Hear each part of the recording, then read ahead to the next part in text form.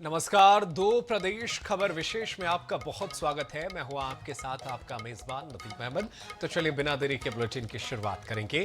प्रधानमंत्री मोदी ने बुधवार को देश की राजधानी दिल्ली में कर्तव्य पथ पर बने कर्तव्य भवन का उद्घाटन किया।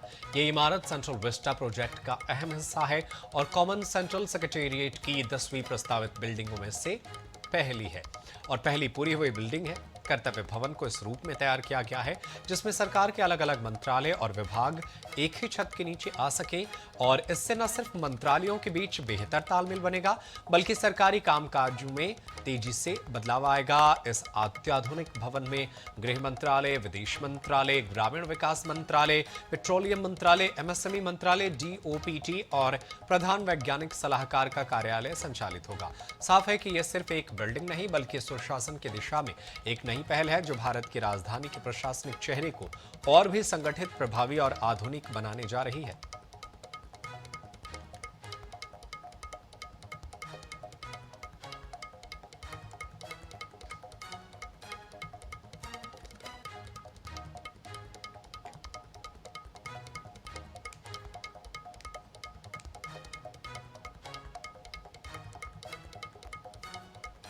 तो प्रधानमंत्री नरेंद्र मोदी ने कर्तव्य भवन 3 का उद्घाटन किया है। इसका क्षेत्रफल 1.5 लाख वर्ग मीटर है।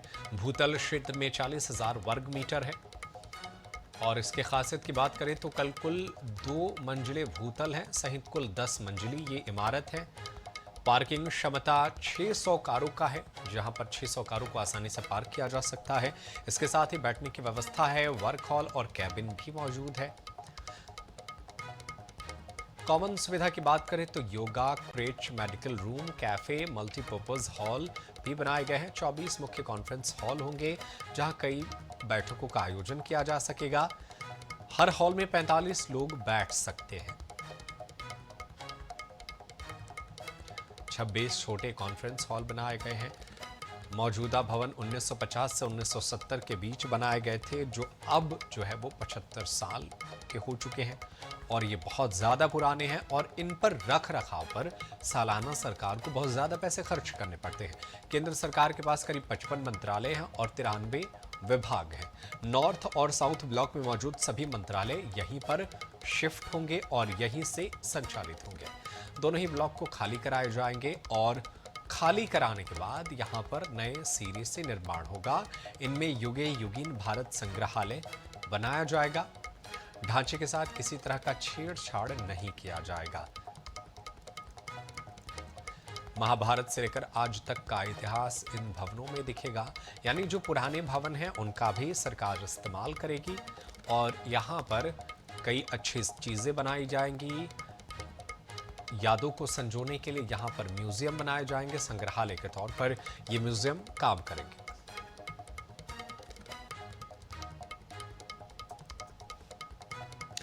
और मुख्यमंत्री डॉक्टर मोहन यादव लाडली बहनों को राखी का उपहार देने जा रहे हैं नरसिंहगढ़। इस अवसर पर वो बहनों को 1200 रुपए की जगह 1500 रुपए का तोहफा देंगे। मुख्यमंत्री 7 अगस्त को नरसिंहगढ़ आने वाले हैं जिसको लेकर नरसिंहगढ़ के कृषि उपज मंडी प्रांगण में तैयारियां जोरों पर जारी है।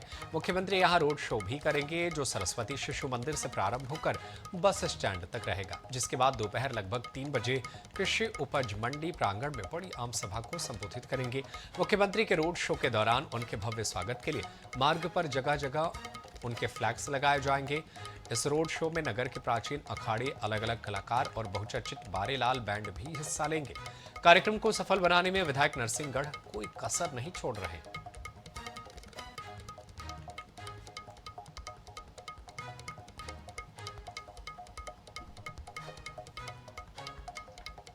मध्य प्रदेश में इन दिनों लव जिहाद को लेकर सबसे ज्यादा चर्चा है, लेकिन प्रदेश में लव जिहाद को लेकर रोकने के लिए बनाए गए कानून को 5 साल हो गए हैं।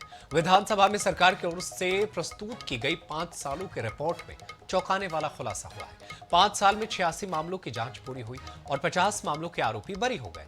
इसकी जानकारी के बाद विधानसभा में पक्ष विपक्ष के बीच जमकर बयानबाजी का दौर चला। देखिए एक रिपोर्ट। लव जिहाद को लेकर सुर्खियों में बने मध्य प्रदेश में पिछले 5 सालों की रिपोर्ट चौंकाने वाली है। बीजेपी के विधायक आशीष शर्मा के जवाब में सरकार ने जो जानकारी दी, इसमें पिछले 5 सालों में 283 मामले दर्ज किए गए। 86 मामले की जांच पूरी हो पाई, जिसमें 50 मामलों के आरोपी बरी हो गए। विपक्ष सवाल उठा रहा है कि सरकार सिर्फ गुमराह करने का कार्य कर रही है। पुलिस जांच ठीक से नहीं कर पा रही है, सिर्फ धार्मिक कट्टरवाद पैदा करने के लिए ऐसे मामले उठाए जा रहे हैं।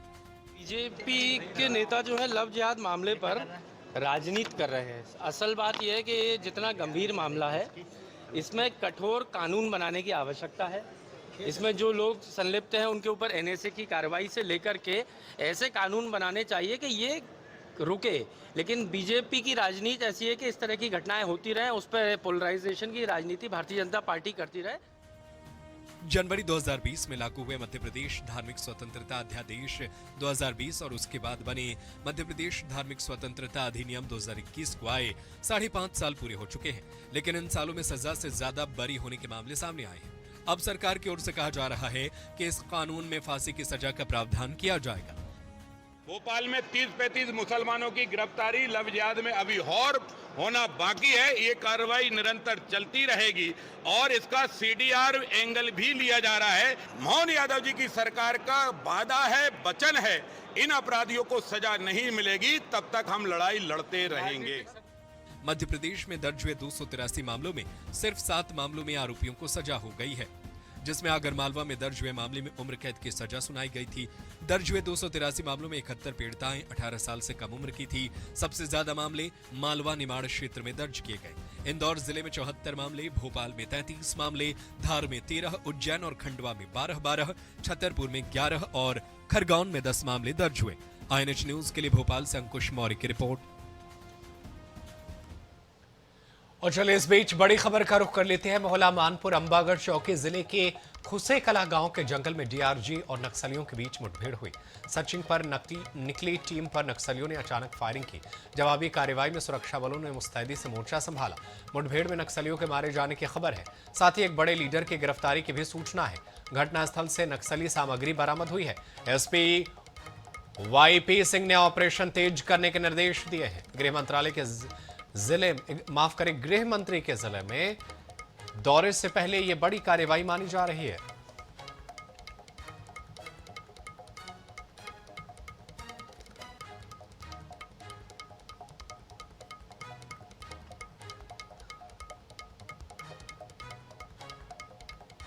और मध्य प्रदेश का एकमात्र आयुर्विज्ञान जबलपुर विश्वविद्यालय को बने 14 साल हो गए, लेकिन भवन के अलावा यहां विकास के नाम पर कुछ नहीं किया गया।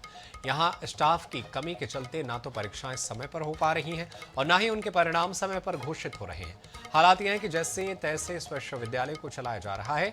दरअसल 2011 में मध्य प्रदेश में आयुर्विज्ञान विश्वविद्यालय की स्थापना नेताजी सुभाष चंद्र बोस मेडिकल कॉलेज प्रांगण में की गई थी। इसके पहले कुलपति डॉक्टर DP लोकवानी रहे। कहने को तो विश्वविद्यालय में 275 पदों को सृजित किया गया था, लेकिन आज भी विश्वविद्यालय में महज 35 पद ही स्थायी रूप से भर पाए हैं, जबकि 240 पद खाली हैं। 14 साल बाद भी विश्वविद्यालय की स्थिति संभालने शासन ने ध्यान नहीं दिया।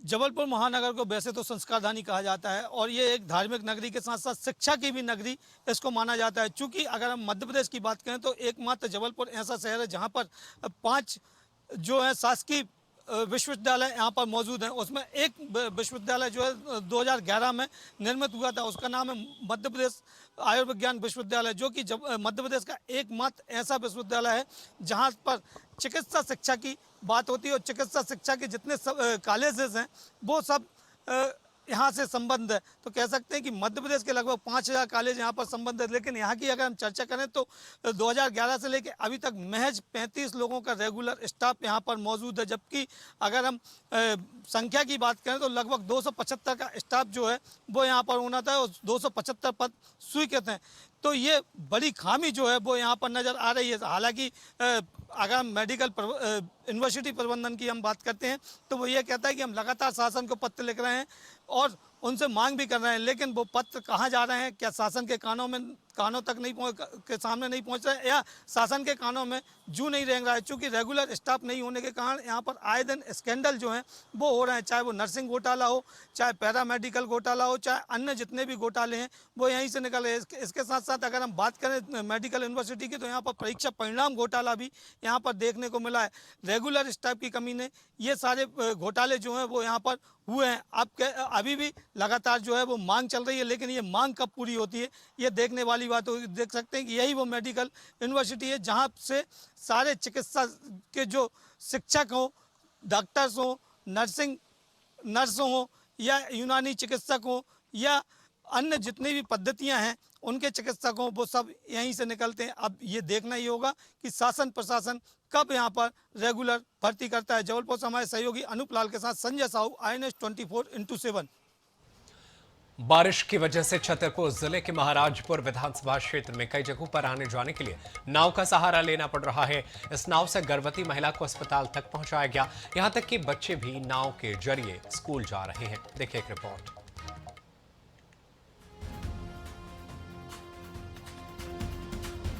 एक तो बारिश और ऊपर से विकास का अभाव। महाराजपुर विधानसभा क्षेत्र में ऐसे हालात कई जगह देखे जा सकते हैं। यहाँ ग्रामीणों के लिए नाव ही सहारा है।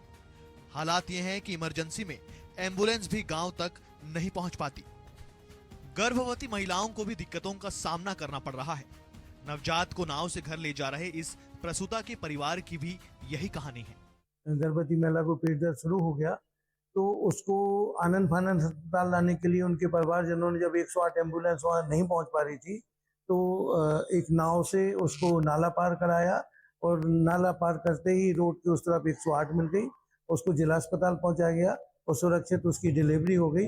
अभी वर्तमान में जच्चा बच्चा दोनों पूर्ण रूप से स्वस्थ है। समस्या इस तरह की है कि कल डिलीवरी हुई थी मेरी पत्नी की, जो अभी निकल कर गई हैं। तो यहाँ एक टटम और टपरन के बीच में नाला पड़ता है, तो अगर किसी को भी कोई भी समस्या हो जाती है तो यहाँ कोई भी हॉस्पिटल किसी चीज का मतलब अगर दवा कराने जाना है तो कोई भी सुविधा नहीं है। गांव के स्कूली बच्चों के लिए भी यही नाव है और बाकी ग्रामीण भी इसी से आना जाना कर रहे हैं। इस तरह आने जाने में जान का खतरा है, लेकिन इसके अलावा और कोई चारा भी नहीं। बहुत रिस्क है कि अगर थोड़ी भी अगर कला मान लो चूक जाए तो उसमें जो है जान भी जा सकती है। इतना गहरा नाला है यहाँ पर, और यहाँ दूसरी जगह से कहीं रास्ता भी नहीं। नाला बहुत गहरा है, काफी 15-20 फीट की नीचे गहराई में, तो हम लोगों को बहुत परेशानी होती है साहब। इस तस्वीर के आगे विकास के दावे झूठे साबित हो जाते हैं। बारिश की वजह से अगर इसे आपदा भी माने तो यहाँ वह बुनियादी सुविधाएं नहीं दिखती जो बाढ़ प्रभावित इलाकों के लिए दी जाती हैं। इस बारिश में जो ये तस्वीरें आपको देखने के लिए मिली हैं, जिससे विकास को लेकर कई कड़े सवाल खड़े होते हैं कि विकास के लिए ग्रामीण क्षेत्रों में जो बड़े बड़े वादे सरपंच जनप्रतिनिधियों के द्वारा किए जाते हैं, शासन प्रशासन के द्वारा किए जाते हैं, लेकिन ये तस्वीरें अपने आप में बयां कर रही हैं कि किस प्रकार से यहाँ पर स्वास्थ्य व्यवस्थाएं जुटी हैं। और साथ में यहाँ पर जो पुल निर्माण को लेकर यदि बात करें हम, तो कई पुल हैं जो ढह चुके हैं। इस तेज बारिश में स्वास्थ्य व्यवस्थाओं के साथ साथ जो ये तस्वीरें आपको देखने के लिए मिली हैं, इसमें साफ तौर पर देखा जा रहा है कि गर्भवती महिला को एक गांव से दूसरे गांव तक कैसे छोड़ा गया है और नाव के सहारे उस गर्भवती महिला को प्राथमिक स्वास्थ्य केंद्र महाराजपुर छोड़ा गया। इसके बाद छतरपुर के जिला अस्पताल में भेजा गया है। वहीं बच्चों के यदि हम स्कूल की शिक्षा की बात करें तो बच्चों के स्कूल शिक्षा में जहां स्कूल जाने के लिए जो रास्ता है वह रास्ता बंद हो गया है। नाव के सहारे बच्चों को एक गांव से दूसरे गांव स्कूल तक पहुंचाया जा रहा है। INS के लिए छतरपुर के महाराजपुर विधानसभा क्षेत्र से विनोद मिश्रा की रिपोर्ट।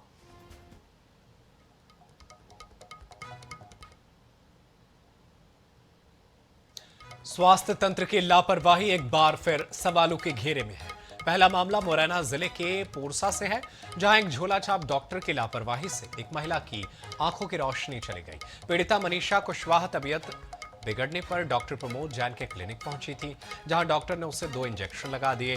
इसके बाद उसकी तबीयत और बिगड़ गई और कुछ ही घंटों में आंखों से दिखना बंद हो गया। मामला SP तक पहुंचा तो उन्होंने तुरंत क्लिनिक सील करवाकर डॉक्टर के खिलाफ FIR दर्ज करने के निर्देश दिए। दूसरा मामला सीधे जिले से है, जहां जिला अस्पताल में डिलीवरी के दौरान एक महिला की मौत हो गई। परिजनों ने डॉक्टर पर लापरवाही का आरोप लगाया और शव रखकर सड़क पर जाम कर दिया। लेकिन सवाल वही है, क्या ऐसे मामलों में लापरवाही का कोई जवाबदेह सिस्टम है?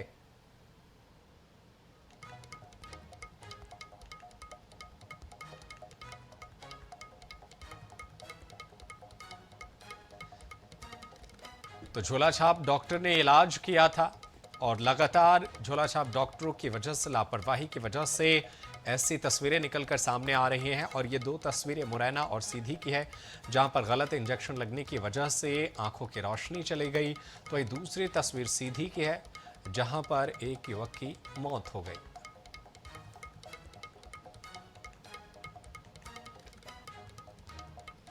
मध्य प्रदेश के सीहोर के कुबेरेश्वर धाम में अचानक भारी भीड़ पहुंचने से अव्यवस्था का आलम है। मंगलवार को 2 लोगों की मौत के बाद भी बुधवार को लोगों को आना उनका कम नहीं हुआ और कई किलोमीटर लंबा जाम लग गया। इनमें से ज्यादातर लोग ना ही दर्शन के लिए पहुंचे थे और ना ही अभिषेक के लिए, बल्कि ये भीड़ डीजे कॉम्पिटिशन के नाम से कुबेरेश्वर धाम के प्रबंधन ने जुटाई है।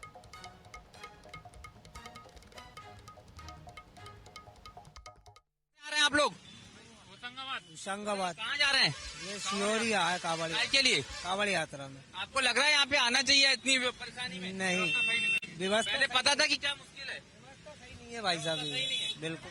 ये जो लोग हैं वो निकलते जा रहे हैं। यहाँ पर लोगों की परेशानियां मैं आपको दिखाऊंगा। गाड़ियां खाली हो गई हैं, बच्चों की हालात मैं यहाँ पर दिखाता हूँ किस तरह से बच्चे कई गाड़ियों में ऐसे ही सो रहे हैं। आ जाते हैं लोग और उसके बाद यहाँ पर परेशान होते हैं। ये बच्चे हैं यहाँ पर जो रुके हुए हैं, ये अम्मा जी हैं, उनसे बात करने की कोशिश करते हैं। कहाँ से आए हैं आप? अम्मा जी कहाँ से आए हैं आप? बुलढाणा जिला। कहाँ, महाराष्ट्र से? हाँ, महाराष्ट्र। महाराष्ट्र से आए तो अब इतना परेशान हो रहे हैं आप लोग? हाँ ना, बहुत धूप है, परेशान है हम। बच्चे इनके माता पिता गए हैं कावड़ लेके। कावड़ लेके गए? हाँ। तो गाड़ी चल भी नहीं पा रही आगे? नाही ना। कब से आप लोग यहीं पर बैठे हैं? 9 वाजेपासून बसलेला आहे आम्ही इथे। अच्छा। हाँ। तो ये देख लीजिए 9 बजे से, यानी कि 6 घंटों से लोग यहाँ पर बैठे हुए हैं बच्चों को लेके। और ये ऐसा नहीं है कि यही है, ये यहाँ पर ऐसे सैकड़ों लोग हैं जो यहाँ पर बस इसी श्रद्धा के साथ आ रहे हैं। और तमाम गाड़ियां, ATM van, mobile van, ambulance सब यहाँ पर पूरी तरह फंसी है। कहीं कोई व्यवस्थाओं को लेके अगर बात करें तो नजर नहीं आ रही है। और लोग ऐसे ही आगे बढ़ते जा रहे हैं, जानने की भी कोशिश नहीं कर रहे कि आगे हालात इससे ज्यादा बिगड़ सकते हैं। इसके आगे भी चलते हैं, लोगों की तरफ जाते हैं। कहाँ से आए हो? भोपाल से सर। तो यहाँ पे आए, जितनी भीड़ है उसके बाद भी जा रहे हो? सार्जेंट डीजे देखने जा रहे हैं ना। अच्छा, कहाँ से आए आप? सियोर से। तो सियोर के लोग परेशान नहीं होते यहाँ? नहीं, परेशान कोई नहीं हो रहा है। बढ़िया व्यवस्था है, प्रशासन का बहुत बहुत शुक्रिया करते हैं। अच्छा, जितना भी बनता है। कल लोगों की मौत हुई, इसके बारे में जानकारी है? नहीं, वो मौत वगैरह तो ऐसा है कि भगदड़ मची है थोड़ी बहुत, वो तो क्या है प्रशासन उसकी देखभाल कर रहा है। ये लोगों की बात, सियोर के लोगों का कहना है कि कहीं पर व्यवस्था है, कहीं पर अव्यवस्था है। लेकिन यहाँ पर लोग आते जा रहे हैं, जाते जा रहे हैं। और मैं इन्हीं हालातों में जो है व्यवस्थाएं दिखा रहा हूँ कि किस तरह से जो है अव्यवस्थित है ये पूरा की पूरा मामला। और आगे बढ़ने की कोशिश जो लोग कर रहे हैं जिन गाड़ियों में, उनको भी अगर हम देखेंगे तो यहाँ पर धीरे धीरे चल रहे हैं। और लोगों से बात करने की हम कोशिश कर रहे हैं। यहाँ पर कब से हो आप यहाँ पर? सुबह 5 बजे से। कहाँ से आए हो? भोपाल। गाड़ी चल पा रही है आगे पीछे? नहीं जा रही है। नहीं जा पा रही। तो ये देख सकते हैं आप, 5 बजे से, यानी कि 9 घंटों से गाड़ी एक ही जगह पर फंसी है। लेकिन व्यवस्थाओं के नाम पर यहाँ पर कुछ नहीं है। इक्का दुक्का 2-4 लोग जो निकल जाते हैं। वो कहाँ से आए हो आप? भोपाल से हैं सर।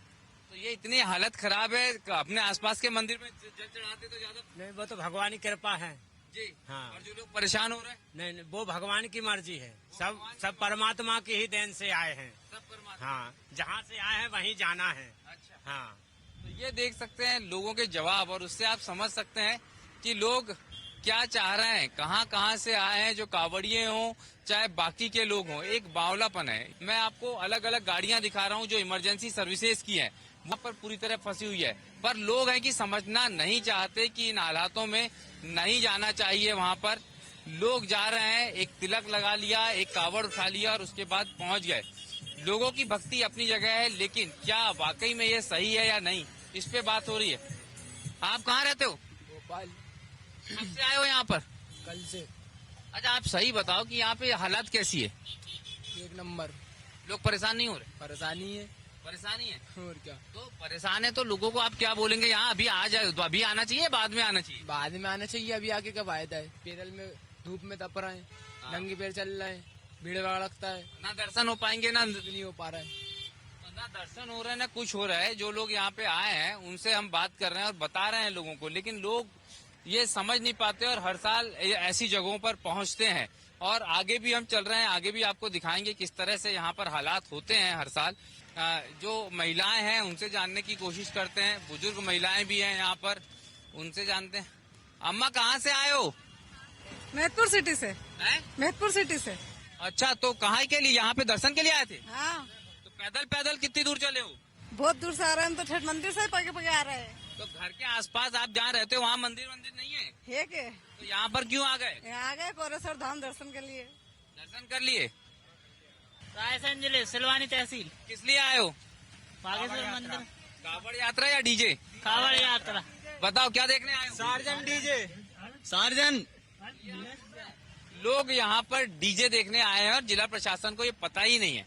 और यहाँ की व्यवस्थाओं का आलम यह है कि यहाँ पर इस समय जो जाम है वो बढ़ता जा रहा है। करीब करीब ये जाम 10 किलोमीटर लंबा है और रास्ते जाम है। व्यवस्थाओं के नाम पर कुछ नहीं है, आस्थाओं के नाम पर कुछ नहीं है। और बात होती है आस्था की, लेकिन आस्था से ज्यादा सवाल उठता है व्यवस्था का। और फिलहाल मेरे साथ इस बुलेटिन में इतना ही। खबरें लगातार जारी है, आप देखते रहिए INS 24/7। धन्यवाद।